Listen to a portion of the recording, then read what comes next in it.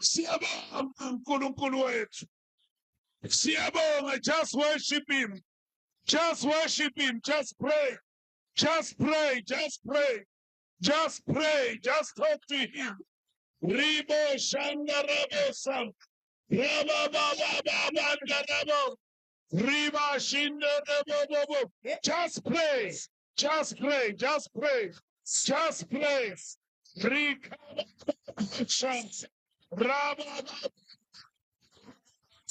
Rika baba. Just call upon the name of God. Just call upon the name of the Lord. Jesus. Just call upon the name of the Lord.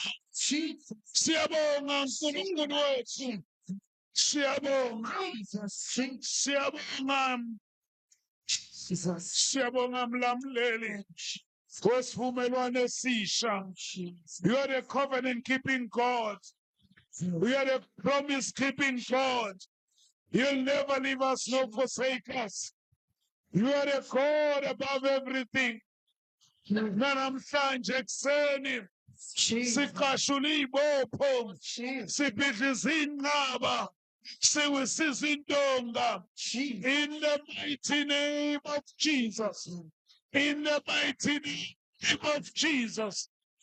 Rikaba shinda Rikaba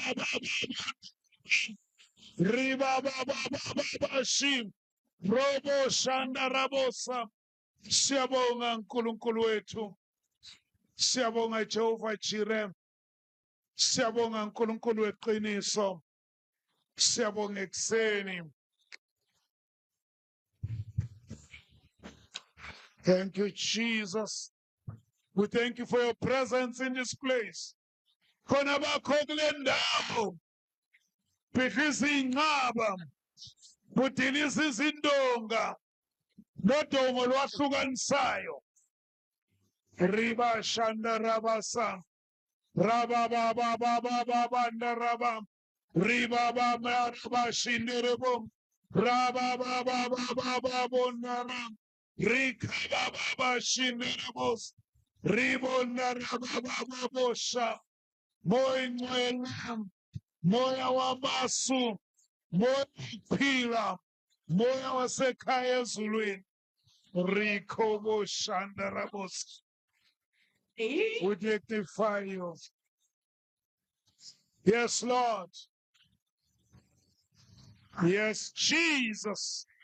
Rikababashino.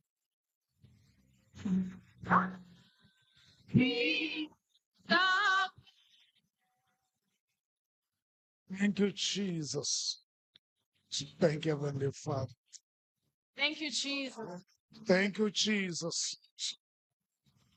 Thank you, Jesus.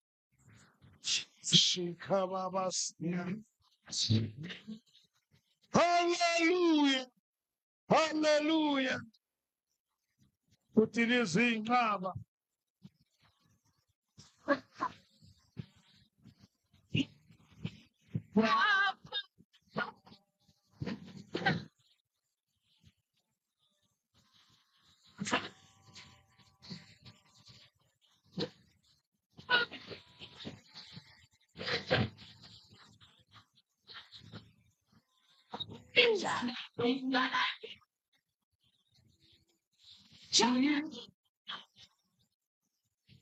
Hallelujah.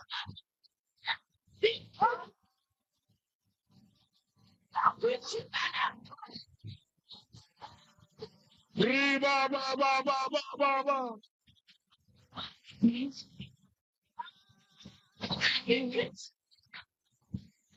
Move in this place, Lord. Move, Spirit of the Living God. Move, Mabanta. Move, my peace. Shinderebosa. Hallelujah. Hallelujah. Hallelujah. Riba baba shinder. Siyabonga uNkulunkulu wethu. Siyabonga ukuvakashelwa izulu. Siyabonga ukubamba izulu ngezandla. Baba wethu oyingcwele. Siyabuza ubukhona bakho. Siyawezwa amandla akho. Siyabonga uNkulunkulu wethu. Siyabonga Jehova Jireh. Thatha indawo yakho Jesu. Riba baba bashindele. Indere bobonda baba. Bikama mafusha. Riba na baba bosa. We bless you, Lord.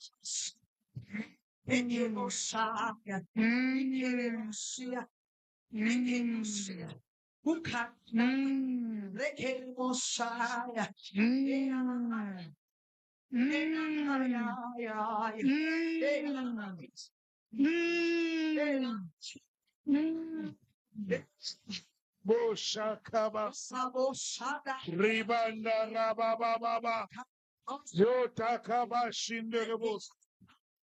Move in this place. Move, Spirit of the Living God.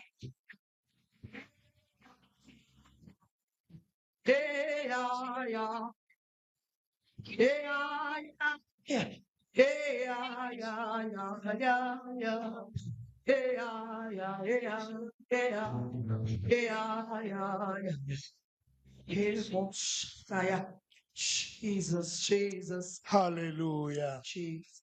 Ngisishayeleni uNkulunkulu izandla. Singahlala phansi. Sanibonani bathandekayo ngelihle igama lenkosi yethu uJesu.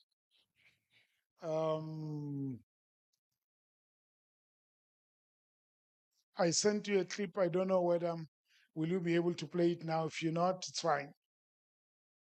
You can be able to play. Come again. There's a sound, yes. Not now, okay. Sanibonani bathandekayo ngegama lenkosi. Cela amen oyisidudla. Othe ukududla ukudlula lokhu. Hallelujah, amen. Gama lenkosi. Bathandekayo siyambonga kakhulu uNkulunkulu.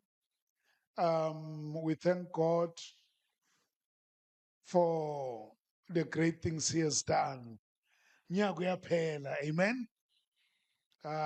Sesibala amaviki. Sesibala nabazalwane? Yeah, no, we're very, very, very close by. Greetings sisibabingelele. Babulanga siyakubingelela. Hlangane nawe ekuseni ungena. Siyakubingelela kakhulu. Simshayeleni izandla. Besivakashele namuhla. Siyabonga bomama abamcelile ukuthi abakhaphe eze nabo. Nginikweleta amakomitshi noyithu. Netful ukuza nobabulanga. Apha amakomitshi amasesekhona. Ningibuzele uGoje. Ngibuzele uGoje ukuthi akhona amakomitshi ayi2. Nabo ngifuna manje. Okay bazalwane. Angiqale ngokuxolisela uMama uNdlovu. On Friday umfumbezi wethu sibari sakhe passed on and kwabangazi uMama Ndlovu is the deputy parent. Manje as a deputy parent kumbizile nje ekseni beka prepare ukuza nami enkonzweni but sathi nasibheka isimo namakhola lokangena sabona ukuthi akabuyele khona le udadewabo njengoba ashonelwe inkonzo nayo leyo, amen. So that's why engekho la. And then ngicela sishayela bomama izandla. Bomama, thank you so much. Umama uJele, uMama Bishop Jele ubonge kakhulu izipho enimthumele zona, amen. Thank you so much. Ngiyabona omunye ubuzo omunye izipho zani. uMama Jele abomama bamthumele izipho. Thank you so much. And then sibonge nokudla enisipreparele kona sibobaba enkonzweni yabo baba. Thank you so much. Sishayeleni izandla futhi. You really showed ukuthi ningabasizi. Amen. Sibongeke nabo baba abaye baphumelela banikela futhi sibe nenkonzo emnandi kuBishop Izolo. Hallelujah. So thank you so much, beloved. Luke chapter 17, verse 32. It's a very short verse in the Bible. Oh, that clip was ready. Okay, before siyakule ngicela kune clip esifuna ukuyidlala yokubonga. Amen. Bathi abacuphi bethu sebayicuphile. You can, yes, thank you.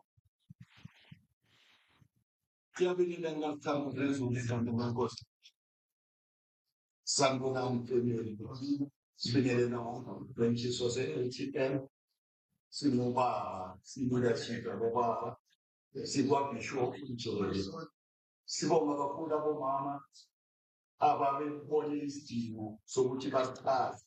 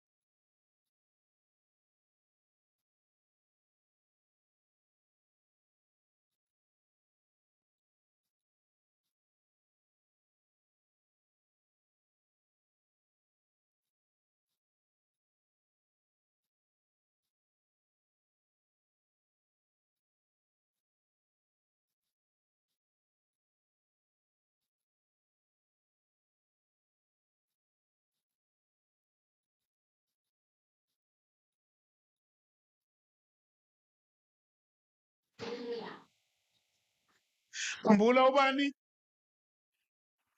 Jesus. Maybe before I go to Jesus, awukhumbula umuntu ongamazi or ongazi ngaye. Ninamba kithi. Oh, akhona. Swatholi. All right, ungikhumbuze nangiqeda ukushumayela.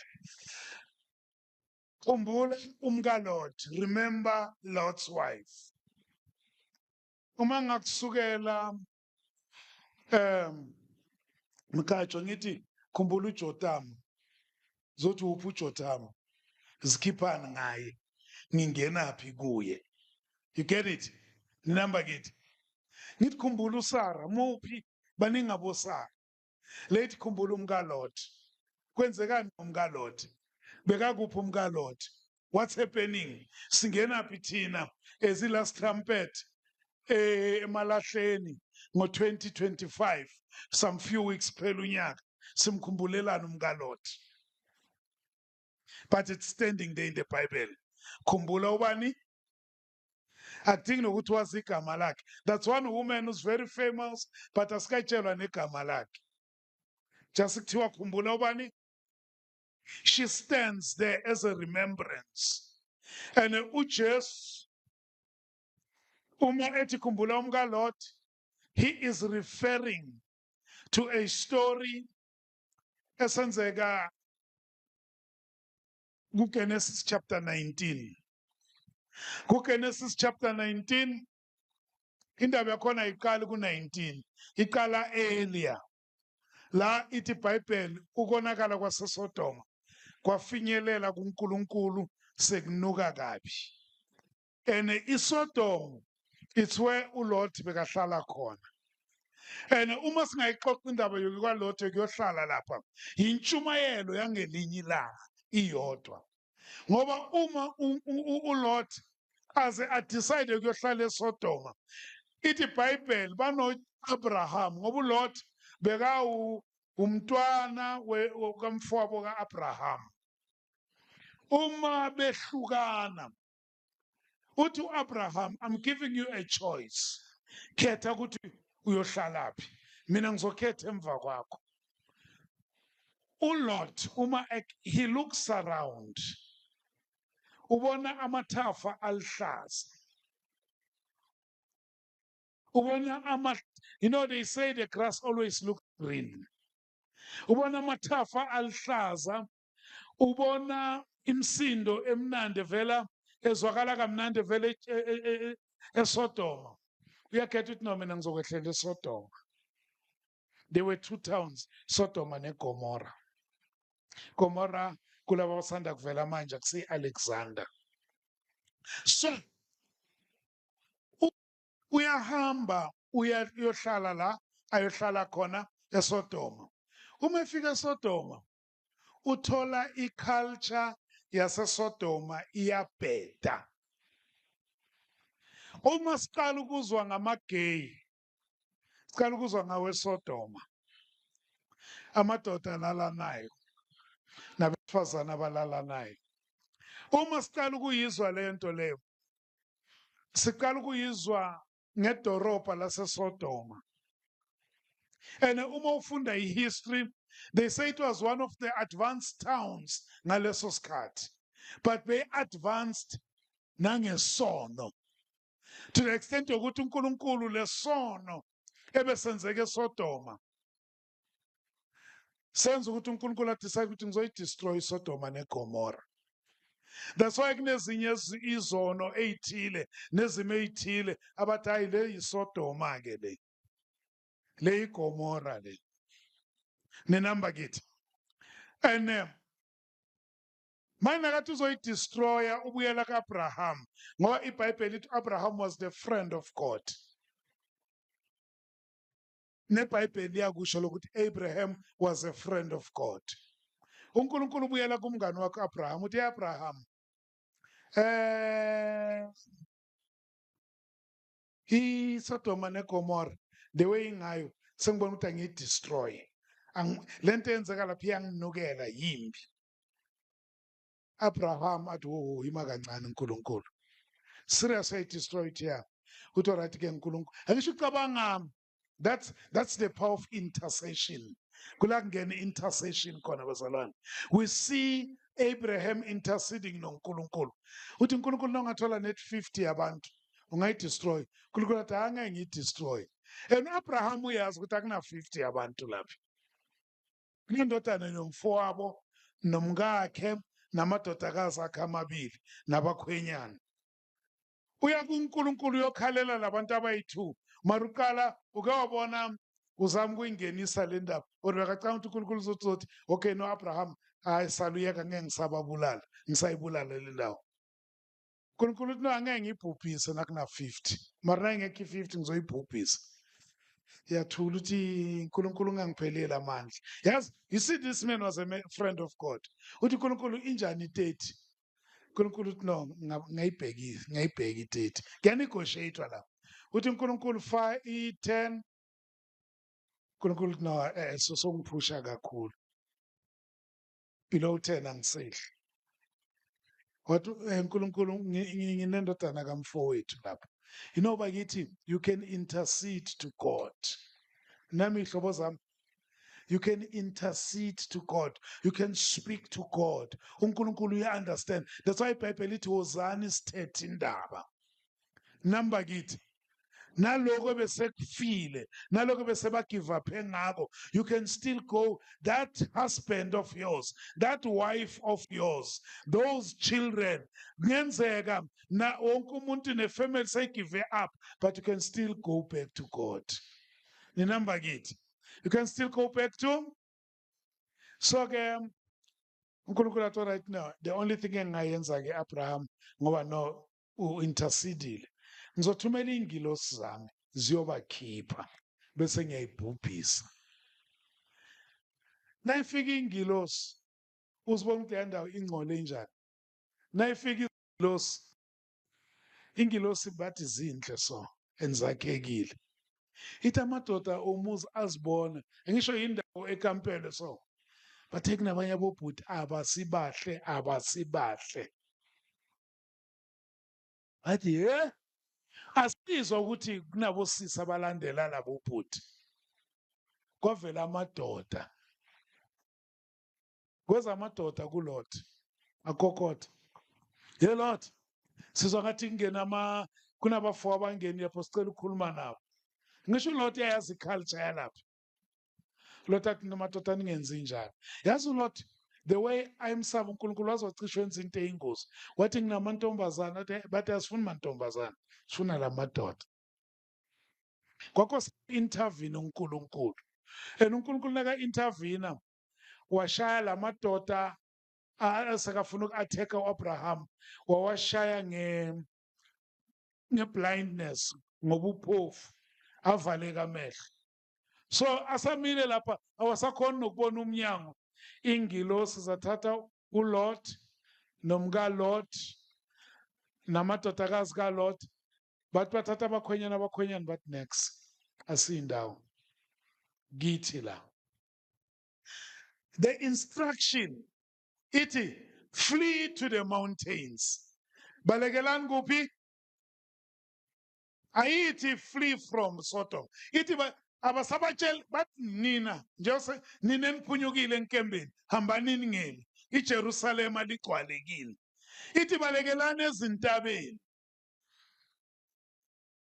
Number 2 ningabheki emuva sacele nithi ungabheki emuva ukule problem okuyo manje mtshela nithi ukule problem okuyo yilokubheka emuva ungibheki kuphi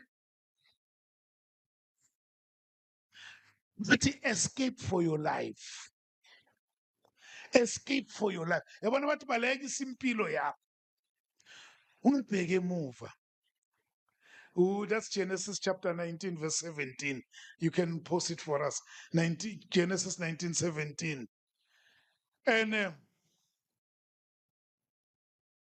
baphuma ke babaleka.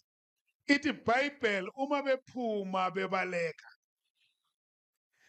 Azange uNkulunkulu asachitha isikhathi. Banele nedu ukuphuma. Ithi kwehla umlilo ezulwini. So, please bring it back. So it came to pass. Bengathanda ukubheka emuva but my monitor is not working. So it came to pass that when they had brought them outside, he said, escape for your life. Do not look behind. He showed him, Jengami, do not stay anywhere in the plain. Escape to the mountains. Kusho gijimani solanke ningafika entabeni ningastop. Even noma soza ngathi udiniwe ungabriki. Ungenzini? Don't stay anywhere in the plain.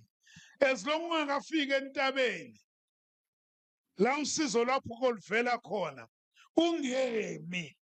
Inkinga yethu bazalwane siyakhathala siyama. Nenamba kithi ithi Bible baphuma ke bagijima. Give us the next verse.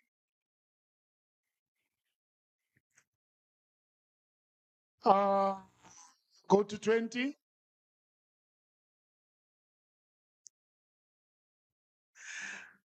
Uma lana sibona uLot yanegotiate ukuthi bafowethu ayingicela ukuthi nasibaleka la sifuna ukuthi siphume singasabuyele emuva ukuze imphefumulo yethu isinde.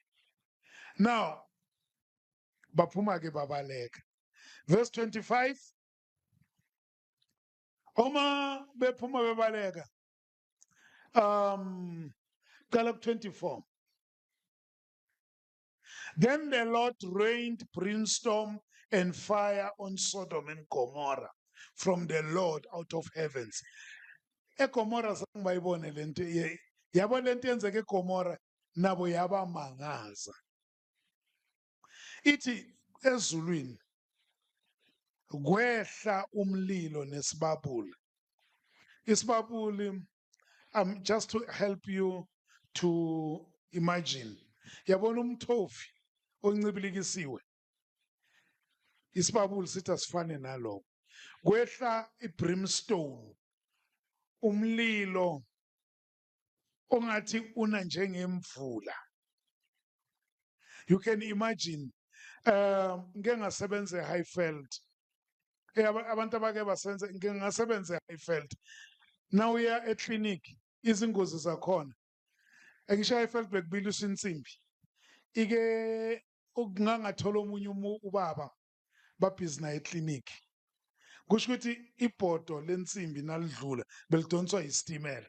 ukwasenza eHighveld yakhumbula belidonswa ile locomotive bathi kwathi qhu yabo ipapa yabona upheka ipapa ngelithi pa abantu abake bapheka ipapa lathi bathi lensimbi yathi qhu kwasuka just ithonsi yalensimbi ebilayo yazoshaya bebasebenza duze nesiporo yazoshaya phezu kweboots la kuphela khona insimbi yeboots bathi lensimbi lethonsi lensimbi labhoboza iboots labhoboza phakathi kwamazwane la yobhoboza ngaphansi kwelo nobaba bathi waba kushock kuqala nakaqeda wabaleka ukuze bambambe kwakho sithi bamshaya igebhu bamthatha bamikisa eclinic nabafika eclinic there was a clean hole bekunomgodi oclean la kuhlangana khona amazwane le ubhonzo omkhulu nalobhonzo omncane la kuhlangana khona abobhonzi and bekunembobo clean they were treating him for the shock and yabona ukuthi insimbi inzima njani imagine ke kuna umdoko wensimbi I'm just trying to give you ube ne picture sometimes isikhuluma ngeSodoma neGomora imagine ushawe ile nsimbi yashaya lo baba ikubethe la ehlombe bra Steve kusho ukuthi seyokwehla iphumele lapha phansi and ayidlule khona there is a clean hole cabanga kushaya amathonsi amaningi angizami ukunithusa I'm just trying ithi iBhayibheli ulaka likaNkulunkulu livutha njengomlilo that's why iBhayibheli ithi kuyesabeka ukuwela ezandleni zikaNkulunkulu ophilayo that's how bad it was umlilo ithi the way wehla ngayo uverse 25 uthi lo mlilo wa destroya everything the way what destroya ngayo what destroya nezinto ezibuya phansi yabona ukuthi it was like an atomic bomb abantu abaqala ukubona ibomb manje ibomb yaqala leso sikhathi ama screams ebekalapha ama screams the way bekuno msindo nokulila ngayo that's why iBhayibheli ithi seningabheki kuphi iBhayibheli ithi mntwana teenagers iBhayibheli ithi ningabheki kuphi teenagers iBhayibheli ithi ningabheki kuphi right asiboneke ukuthi kwenzekani verse 26 but his wife looked bad and she became a pillar of salt lo mama wabheka emuva abantwana bakhe naba la indoda yakhe nayi la ungaqedelela abantwana bakhe indoda yakhe zikhipha ufunani emuva mbuzo seceleni ithi kanti ref ufunani emuva ref ufunani emuva umshado nawo umfazi nangu ufunani emuva yazi le ndebe ukuthi ufunani emuva the way singakhuluma ngayo kunabantu abayo ba stuck empilweni bayeke konke okukhona la babheke emuva nina mihlobo zami so uJesu letha le ndaba. That is more than 6,000 years after that. Uthi khumbulani umkaLoti. Kusho ukuthi nakathi khumbulani umkaLoti, kusho ukuthi indaba yomkaLoti yayixoxwa right through as a warning. As a what, bazalwane? As a warning. So uma uJesu eyiletha nanamuhla, he brings it to us as a warning. Ukuthi khumbulani umkaLoti. Khumbulani umkaLoti. MkaLoti ndini kwenze njani? So uphumile. MkaLoti intaba sesiseduze. MkaLoti so uphunyukile enkembeni.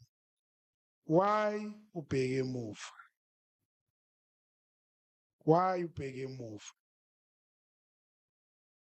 Yini lento efuna ukuthi sibheke emuva? Yini iSodoma yakho? Yini iGomora yakho? Uthi uJesu othi aphethe igeja abe abheke emuva akangifanele. What is your Sodom? Yini lento ekwenza noma uNkulunkulu sekakusize kangaka uloku ubheke emuva? What is happening at your back? Yini lento le evela sengathi ibaluleke ukudlula even the salvation uNkulunkulu akunikeze yona? Ufunani emuva? uDisemba manje. Khumbula umkaLoti. Ehlangana nezihlobo. Kuneyimbizo zamafamily left and right. Khumbula umkaLoti. Kuningi kuyenzeka. Khumbula ubani? There could be a lot of things happening. When I remember Lot's wife, I shall just go outside, somebody needs you. Remember Lot's wife. Ziyafika i-16. Konje yiphi date ehlanyisa abantu base-Witbank, by-Witbank Dam. This Saturday kuyobe zingaki? 17. Ziyazi-17. Khumbula ubani? Number kithi. Uyeza uChristmas. Khumbula ubani? Bayeza bazovakasha. Or nihamba niyovakasha. Umpumbe kasangikhumbuza Sis Tops. Athi baba kanti indaba bengingafuni siyovakasha right through. Besikhetha ukuthi bovakashaphi. And nezinye indawo la ihlobo zami angizondi ngiyasithanda. Unless ngibe khona abayi. Or siyaya siyabuya. Umbuze manje of late. Besixoxa nawe ne? Yeah. Bomam, awazi umntana wakho uyephi? And uyalala kulaleke. Khumbula umkaLoti. Number kithi. At this stage, uma iBhayibheli lithi khumbula umkaLoti. I guess sesizovala bazalwane. I guess check ukuthi kwenzekani kanti reshwe. Ngoba nangu umkaLoti sophenduke isiduli sikaSawoti. And umkaLoti nje waphenduka isiduli sikaSawoti. Sibheke ukuthi what happened? Indaba yamosheka kuphi? Bazalwane, umkaLoti mina I believe ukuthi njengoba bagijima bra Steve. Lokubheka kwakhe emuva azange kumane kube waphenduka isiduli. Lokubheka kwakhe emuva waqala wabheka from the heart. Inhliziyo yakhe beyisemuva. Angazi yini izinto bomama bamaNdebele. But awa nami bangiphi izipho nemseme. Njengoba qudisa so. Khumbula umkaLoti. Awa nami bangisiza. Hayi mina ngeke ngiye entweni zamadlozi ngizomane ngibathumela imali. Le mali obathumele yona wuwe. Le mali represent le mali yokukhulumela.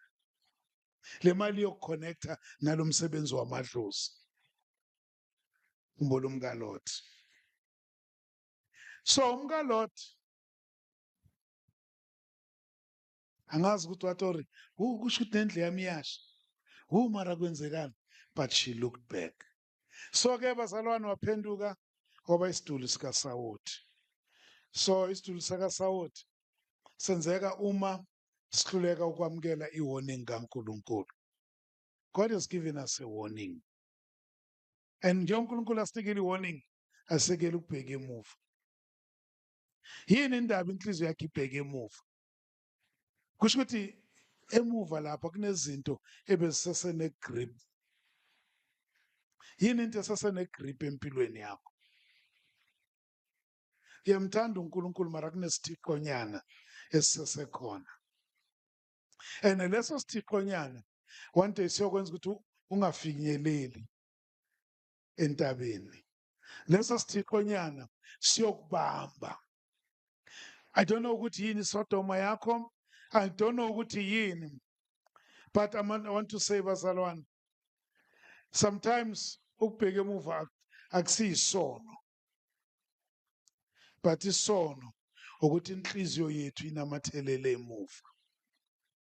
Yini yenza ukuthi uNkulunkulu athi yabona kusukela kubantu abaku-40 years kuya phezulu abasayongena eKhanani ukuthi balwa noMosi. Yazi bambangisana.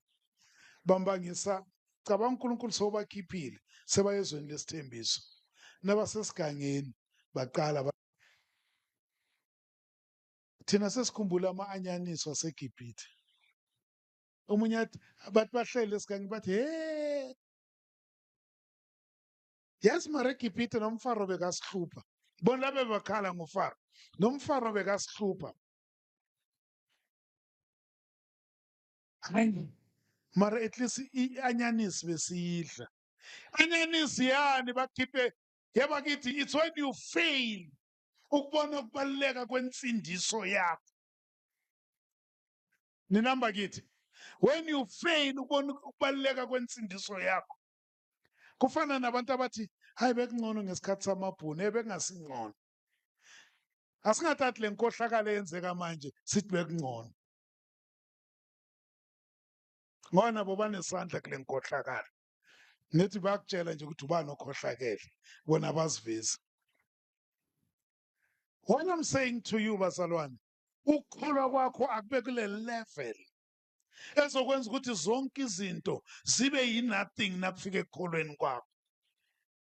Then yilento ezokwenza ukuthi ungabheki emuva. Khumbula umkaLord.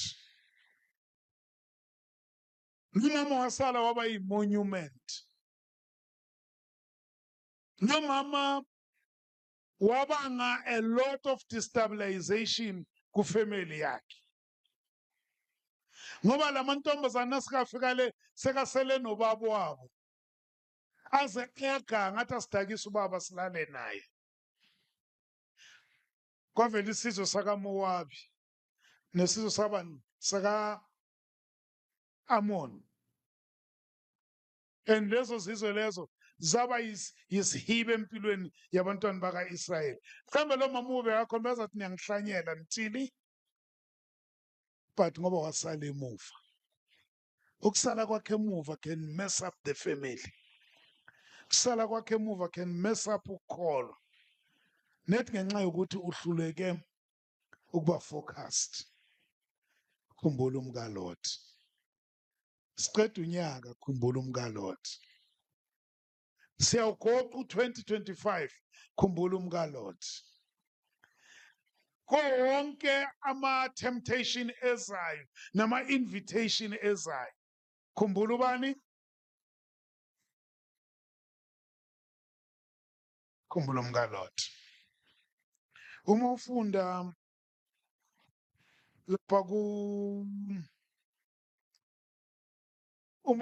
lapha kuLuka 17, uJesu azakhuluma ngokukhumbula umkaLord. abafarisi bebambuza ukuthi ukuphela komhlaba kuyoba njani. Wathi khumbulani njengasesikhathini sikaNoah, babedla, babeganwa, babenza konke until labafikela losuku. Ubakhumbuza isikhathi sikaNoah, abakhumbuza isikhathi seSodoma neGomora. Isikhathi sikaNoah, it's a time of judgment when the world judged the world, when God judged the world ngamanzi. Isikhathi seGomora neSodoma, it's when God judged that place ngomlilo. So uma uJesu ethi khumbula umkaLothi, ukukhumbuza nalama judgments enzeka leso sikhathi. So as a church bazalwane, uNkulunkulu usizile kakhulu. Itulo zi-empty kulamalanga, qalile uDisemba. Soba la singekho phakathi kwabazalwane, khumbula umkaLothi. Banama bazalwane, soba phakathi kweyihlobo, khumbula umkaLothi. Babuye emsebenzini, khumbula umkaLothi. Abanye baqale ukuphuza utshwala ngama-Christmas. Abanye right through bayawa nge-festive season kosa bovuka ngoJanuary. Ayijob kanjalo. Uzawa uhlukane noNkulunkulu nompela. But this morning I'm saying remember Lot's wife. Hallelujah bazalwane. Khumbula ubani? And ithi Bible, I was going to read that one, I'm no more going to read. Ithi nina seniphunyukile enkembeni, hambani ningemi. Ithi nikhumbula uJehova nisesekude. iJerusalema ligcwale enhlizweni zenu. Ninamba kithi, khumbula uJehova nisesekuphi? Nisesekude. Nimkhumbula uJehova. And iJerusalem, the peace of God, the place where God habitates, the place of peace, the presence of God. Ihlale kini. Young people, you are also the targets. Bengibheka ama-adverts kulamalanga abhizi the way atarget abantwana bethu ngayo. Khumbulani umkaLothi. iHeineken noma i-0 enhle kufunani kuHeineken? Ukuthi i-0 alcohol ufunani? Ithi iBhayibheli kongcolile konke nakuyiHeineken iHeineken. Asiphuzi utshwala. Asiphuzi noma sijabulile. Asiphuzi noma celebrate. Uyiqala kancane lento. Akayithatha sisi. Futhi wayinini alcohol eningi. So ke namhlanje I just felt in my spirit ukuthi ake sikhumbuzane bazalwane. Just enhlizweni yakho uhamba but let me remember Lot's wife. Shall we all stand up?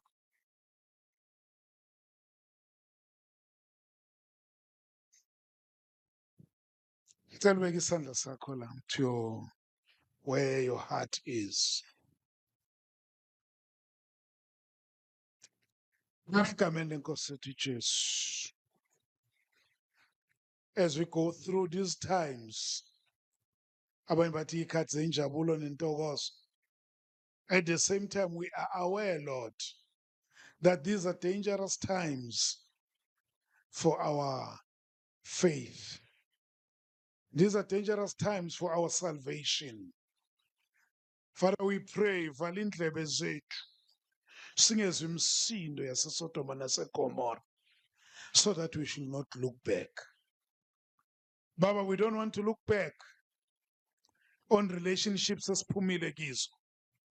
We don't want to look back ey'ntweni zokungakholwa ezingazange zisisize noma bezisisiza kepha awusazifuna uzifuna. Father, we pray that help us, Lord, to live a life that brings honor and glory unto you. Ezweni elizithokozisa ngesono, ezweni elizithokozisa ngobubi. Help us, Lord. Help us, Heavenly Father. Help us, Spirit of the living God, to live a life that is pleasing unto you. Help us to remember Lot's wife.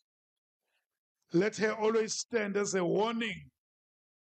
Abe isixwayiso endleleni yethu yokukholwa.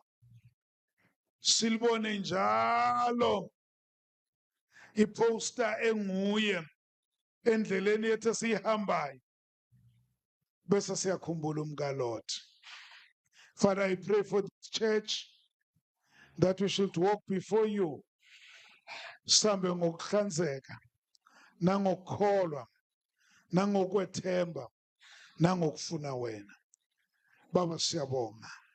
Dumo nobukhosi sibuyisela kuwe in Jesus mighty name. Bandla lonke lithi amen.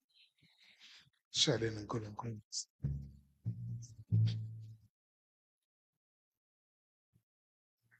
I don't know kuma announcement wethu ngoba angimboni umshobane. Sesifinyelele emaphethelweni wenkonzo yethu bazalwane.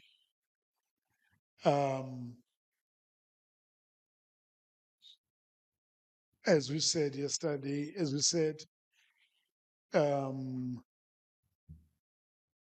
are there any, is he going to do it? Come. Thank you. Thank you. Babla bokhokha bese no babulanga. Siyathola.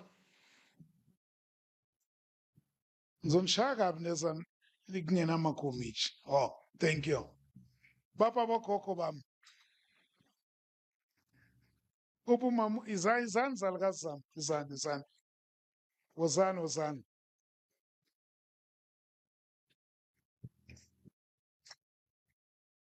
Asibashayeleni izandla.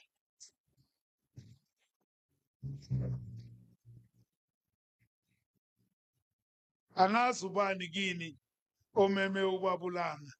But thank you so much.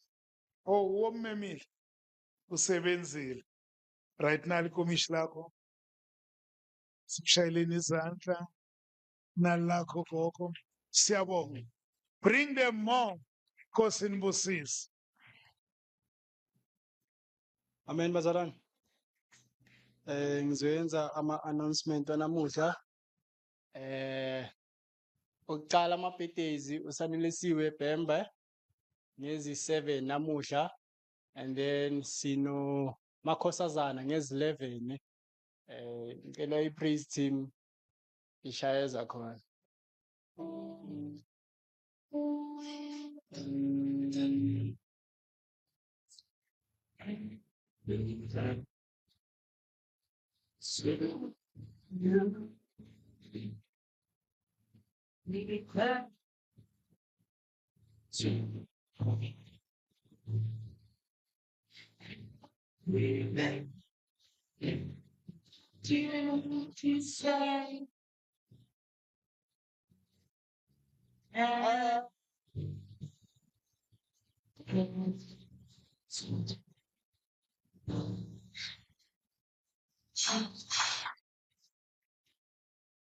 Ama-announcement esithuna athi abogogo amahempa awabakhona today. And then we have youth after church. We have a very special guest today, Umama Tibela.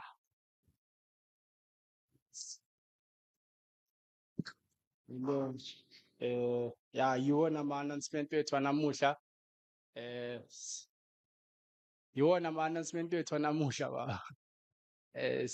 Sukuma sonke senze i-vision of the church.